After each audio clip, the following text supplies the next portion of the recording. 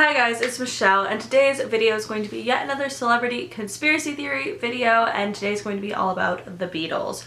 This is a super highly requested video because the Beatles are kind of like just a lot of conspiracy theories surrounding different things that we've kind of touched on before, but not like have done like a full sit-down video just on the Beatles. I did a video last week on John Lennon and the different conspiracy theories surrounding his death, but that was kind of different because this is actually surrounding the band and surrounding when like they were alive for the most part, and also some death conspiracy theories that we'll get into. But yes, so you guys requested it, so let's get into it. The first conspiracy theory we briefly touched on, but it's basically that the Illuminati created the Beatles. And this isn't even necessarily the Illuminati, and we'll get into that in a second, but it's more so a kind of British version of the Illuminati, I guess, in a sense, that we will talk about in a second. So according to the theory, the Beatles rose to fame because of the Committee of 300. So the Committee of 300 was allegedly founded by members of the British aristocracy in the 18th century.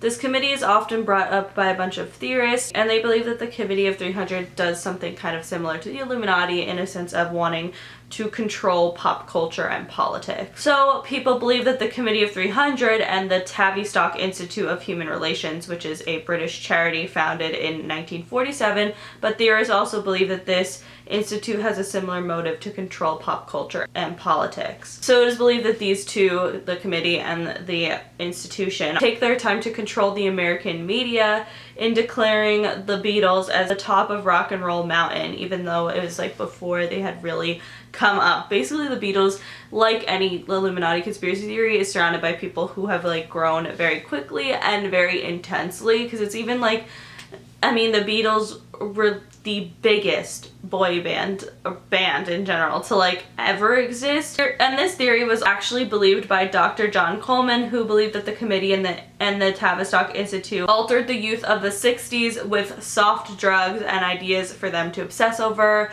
for example, the Beatles. And to me, this actually makes a lot of sense, because I believe in shit like this,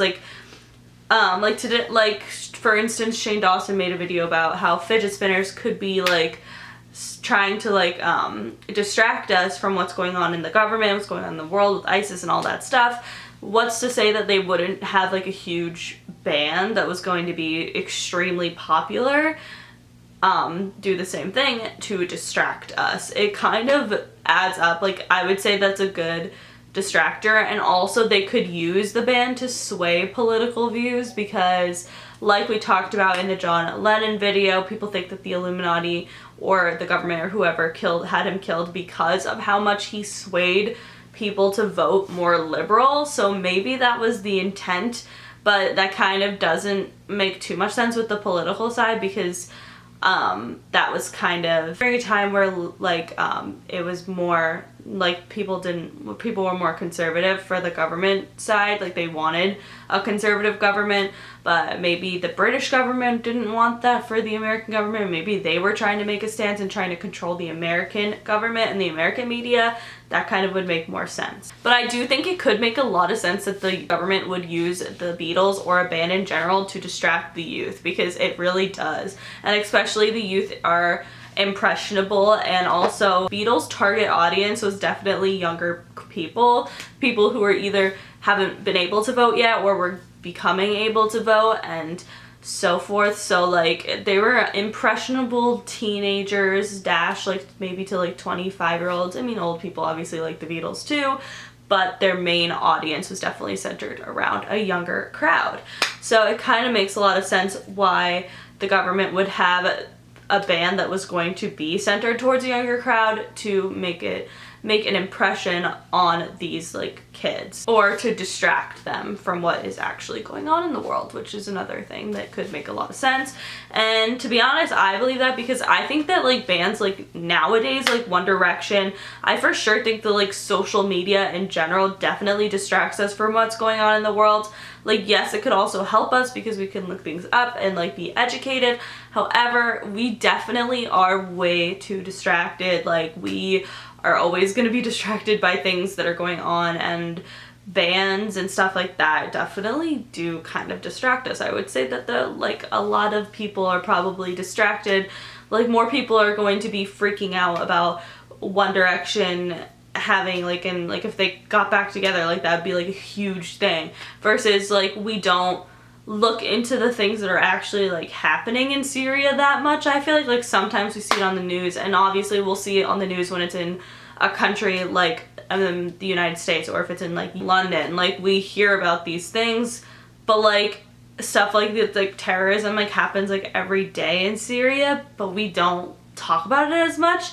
And I feel like it's kind of sad, definitely sad that we don't. It's feel like we're distracted and we're kind of desensitized to what's actually going on in the world, which is so fucked up, and it's kind of scary because that shows like the power that social media has on people. Like, to be honest, most people are gonna like gravitate towards something like One Direction getting back together, like, or breaking when they broke up. Like that was like a huge fucking thing. I don't know, stuff like that does distract us. So are they set up by the government too? Like, who fucking knows? Or is it even just like things just happen to fall into place and that's the government uses it towards their advantage? I don't know. The next conspiracy theory is probably definitely without a doubt the most popular Beatles conspiracy theory, and it is all about Paul McCartney being dead. So a lot of fucking people believe this theory. I don't think I necessarily believe it too much, but I don't know, you guys have wanted me to talk about it. I talked about it briefly, but honestly, we're gonna kind of go more into depth with the theory itself. So basically, Paul McCartney was one of the members of the Beatles, obviously, and people believe that he died in 1966 and was replaced by a lookalike. People believe this theory because you can tell that Paul has physically changed. I mean, getting older is apparently not a thing, but also, I don't know, some of his physical attributes have changed that are kind of weird, that like wouldn't necessarily change as you age. So stuff like that is kind of interesting, but also most popularly people believe this due to songs that have like subliminal messages and backmasking, like when they basically reverse the song and play it backwards. I've done a lot of videos like reacting to Illuminati reverse songs and stuff like that, because they are kind of creepy, and some of the Beatles ones are clear that they actually have a message. For instance, at the end of Strawberry Fields Forever, you can hear John say, "I buried Paul." However, John came out and said that he was saying cranberry sauce, which I don't know what you hear. A lot of people think they hear "I buried Paul." I hear cranberry sauce like after hearing it, so let me know what you hear, but I'm pretty sure it says cranberry sauce, but I don't know. Why would you pick something that sounds like similar to "I buried Paul"? Who knows? And then in the song "I'm So Tired," you can really hear, like, you can hear some gibberish like at the end of the song playing forward. However, this is like a known technique for backwards, like for backmasking, is like if it sounds weird played forward, then it probably has a hidden message backwards. And when you play this part backwards, it says, "Paul is a dead man, miss him," which that one always creeps me out.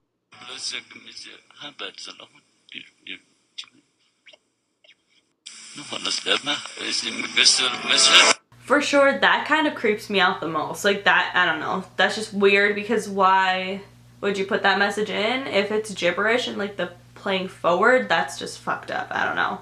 And lastly, in the song Revolution Number 9, a song with the repeated phrase number 9, like he literally just repeats that over and over again. Played backwards, it kind of sounds like "Turn Me On, Dead Man." Number 9, number 9, number 9. Turn me on, turn me on. Which is just, I don't know, it's weird, but I don't know, who like writes a song that just says number 9 the whole time? Like, that's just a little weird. So I don't know, it's pretty interesting. But the next theory that we're going to be talking about is kind of on the opposite end of the Paul theory, actually, the complete opposite end, because in this theory, a man named Chris Fishel came up with the idea that everyone else in the Beatles died and was replaced except for Paul McCartney. Which this one is, I would have to say, a little bit more ridiculous than the Paul McCartney one, but I will agree that the main thing is basically that the members kind of all look relatively different, which, like I said, apparently aging is not a thing that people take into consideration. However, in certain pictures of John Lennon, I will say he looks like a completely different person, and it's kind of weird. But basically Chris Fishel says that he thinks that they all died except for Paul McCartney and were replaced. According to his theory, in 1963, the first to die was Ringo Starr. On the front cover of With the Beatles, Ringo's face is the only one that was not aligned with the other faces, signifying that he died and was replaced. In 1964, A Hard Day's Night, George is the only one with his back to the camera in any of the pictures, and also he's the only one with a cigarette, which people think signifies a coffin nail, meaning that he was next to die. And then in 1966, on Revolver, John sang "I'm Only Sleeping," which according to the theory is a metaphor for death. I don't know, that one's a bit of a stretch. I honestly believe the Paul McCartney one more so than all of them dying and being replaced, because that's a little extra, but it kind of leads us into our last conspiracy theory, that the Beatles never actually existed and that they were all just body doubles and or clones. So this one's pretty interesting, I would say. But basically, because of how like the Beatles have changed so much over time and like completely like sometimes will look nothing like the Beatles, people believe that they were just clones and or body doubles. I think the idea that they were clones is kind of more interesting because it kind of makes sense, but also body doubles would make sense too, is if they started with an original core group and they started with the original guys that we know.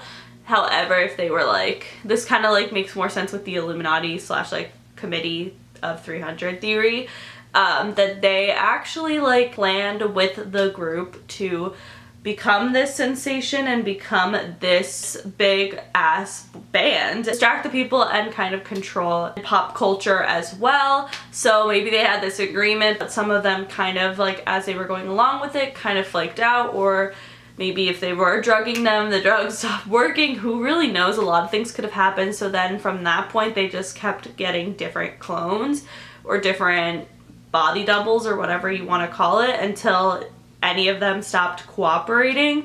I don't know, it's once again very far-fetched. I find that the most, like the only thing that's kind of weird is that some of them have changed, like John Lennon, for example, like his eyes have like got closer together and like farther apart or whatever. It's like kind of weird, like physical changes that like I feel like wouldn't necessarily happen with age. But I don't know, I don't really believe that, but let me know what you guys think. I think in my opinion that the first theory makes the most sense because, however, I don't think that they had any idea that that was what was the case or what was the plan or the intention, but I feel like that could be the same thing with One Direction. I feel like it could be a sense that like the Illuminati is more connected, or the Illuminati, like whatever you want to call it, is kind of more so the music industry, because the music industry and celebrities have such a high influence. It's kind of insane that like Kylie Jenner could shit and like everyone shits, so it's like kind of weird, like not even she's the music industry, but like celebrities or whatever in general. So it's kind of interesting to think about like One Direction being not created because of that, because obviously they were put together, but like maybe some record label who's within the like whole Illuminati, and not even necessarily like, oh, the Illuminati kills people and they do this like all this crazy shit. More so that it's connected in a sense of trying to control or sway people to think a certain way, which to me makes a lot of sense. If like the government, it would make sense for the government to use pop culture as a way to sway people or to distract them in general. I think it makes a lot of sense. So maybe the Beatles were created in a similar fashion. Or yes, they think that they're just being put together to be this successful boy band or whatever. However, the music industry has kind of an ulterior motive by using them to distract people or to sway people's opinions.